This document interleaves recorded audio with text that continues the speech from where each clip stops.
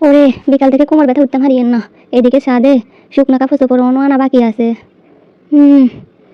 কাপড় চোপড়গুলো গোছানো, সবগুলো রুম ঝাড়ু দেওয়া, সন্ধ্যা চা নাস্তা তৈরি করে শাশুড়ি আর ননদের খাওয়ানো, অনেক কাজ বাকি আছে। কি করতাম। মা, টিয়া, শুনছো? আর রুমে একটু আইবা প্লিজ। বাউরে ইয়ার আবার কি হয়েছে? অতটা শেষ আছে কিল্লাই? কি হয়েছে চিল্লাও কিলে? হ্যাঁ মা, আর কোমরটা না খুব ব্যথা করে। শোয়াতুন বসাতুন উঠতে পারিয়েন না। মাথা ঘুরাই ঘুরাই বারবার পড়ে যাই এর। আর না একটা না কষ্ট করে ছাদের তুন কাপড়গুলো আনি দেবেন প্লিজ। অথবা টিয়া কনাই মা, তাকে বলবেন একটু কষ্ট করে কাপড়গুলো আনি দিতে। শীতকাল, কুয়াশা পরি হয়তো শুকনো কাপড়গুলো আবার ভিজে যাইতে পারে।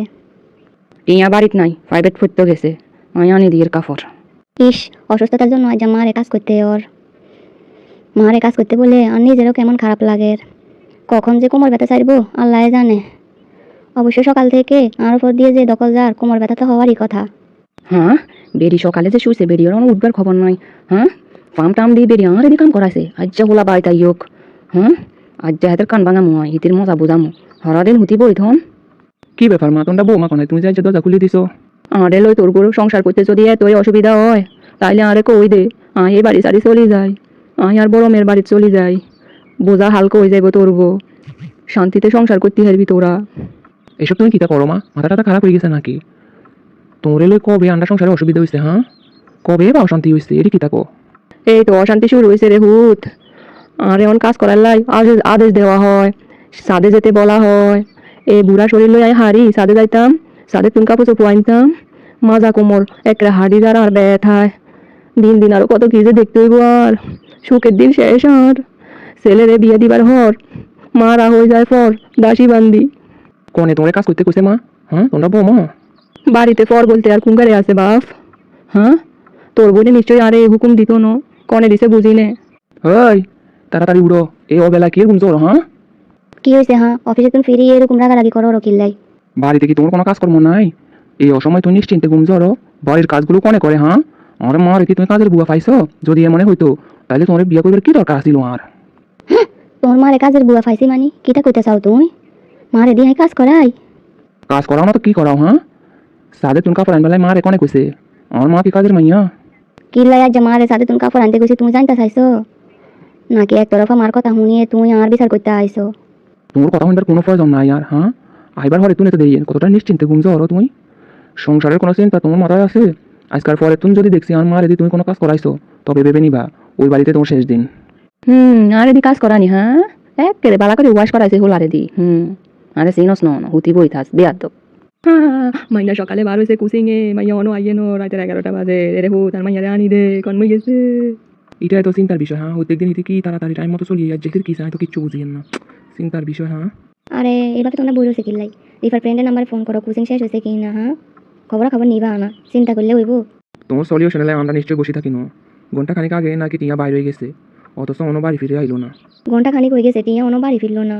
আর তুমি তার ভাই হয়ে তুমি অন্য দাঁড়িয়ে আসো, বুঝতে পারো না? রাস্তায় হয়তো কোনো বিপদ আপদ হয়েছে, তোমার কিন্তু যাওয়া উচিত।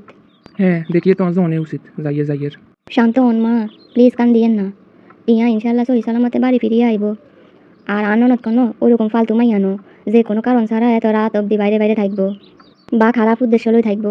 আর স্বামী শাশুড়ি যেমন সৎ তেমন আর ননদও সৎ। এসব লই আর অযথা টেনশন করিয়েন না মা। এমনিতেই আন্নের প্রেশার হাই, পরে টেনশনে খারাপ কিছু হয়ে গেলে আন্ডা কি হইব মা? কার কাছে আন্ডারে রাখি যাবেন আন্নে? দিনের পর দিন বৌমারে এত জ্বালাবার হরে বৌমা আন্ডারে এত ভালো জানে, এত সুন্দর করি আরে বোঝার। যাক বৌমার কথা সন্তুষ্ট হইলাম। রাস্তাঘাটে আর মাইয়ের কোনো বিপদ হইতো না তো বৌমা? সুস্থ স্বাভাবিকভাবে আর মাইয়া গাইতো হেরবো তো? হ্যাঁ ক না। পারবো মা, অবশ্যই পারবো। আপনি খালি ধৈর্য ধরুন। আর মনে হয় রাস্তায় কোনো জ্যাম ট্যাম লাগছে কিংবা কোনো জরুরি কাজে কোথাও দাঁড়িয়ে আছে সে, কিছুক্ষণের ভিতরে বাড়ি ফিরবো। তাছাড়া আর কোনো বিপদের সম্ভাবনাও নাই। কোনটারে আসিলি মা? হ্যাঁ বাড়ি ফিরতে তোরা তো দেরি হয়েছে কিল্লাই? হ্যাঁ কি হইতেছে কি এসব? হ্যাঁ তুমি টিয়ার গায়ে হাতও লড়ো কিল্লাই? কিছুই তো বুঝিয়েন না। একদিন আমি হিতিরে বারণ করছিলাম রাতে বিরাতে বাড়ি তুমি বাড়ি তো না। গ্রুপে স্টাডি করতে হইলে দিনের বেলা করতে, রাত্রে গেলে বাড়ি তুমি বাড়ি বইতি। অন যদি আমি রাস্তায় না যাইতাম তাহলে কি হইতো? এলাকা ছেলেরা তো তার সাথে অসভ্য আচরণ করতো। কিল্লাই আমার কথা শুনে না। দিন দিনে তো বেয়াদব কিল্লাই ওই উড়ের। তুমি রোমে যাও টিয়া, রেস্ট নাও। খাবারের সময় হলে আমি তোমার ডাকে নেবো। মারধর করলে বা রাগারাগি করলে কি সব সমস্যার সমাধান হয়ে যায়? সব বিষয়ে এরকম হাইপার হলে তো চলতো না। ছোটো মানুষ বুঝানো ভেবেছে রাত হলেও কোনো অসুবিধা হইতো না। নিজের এলাকা নিজের সব।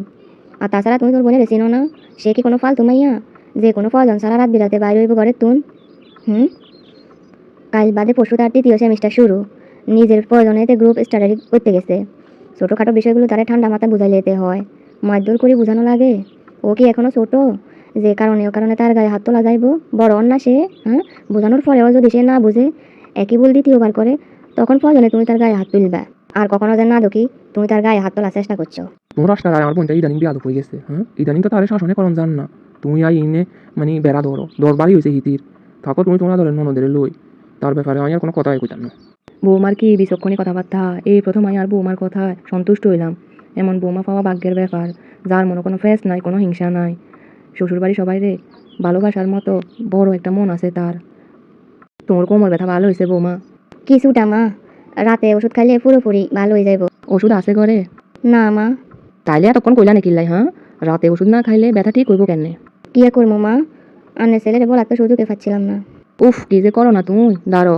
আই যাই হাতে রে কইয়ের, বাবুরে কইয়ের। বাবু ফার্মেসি তুন যাই বৌমার লাই ওষুধ লই আন যা। যা যা, এতে কোমর ব্যথা বেশি। ও মা, মা তো দেখি আর বউরে ওষুধ আনি দিবার লাই করো, অথচ বিকালবেলা যে বিচার দিছে। আসলে সংসারে ওই বউয়ে, কিন্তু তাই বলি আমি আর ওয়াইফের খারাপ ব্যবহার করন ঠিক হয় না।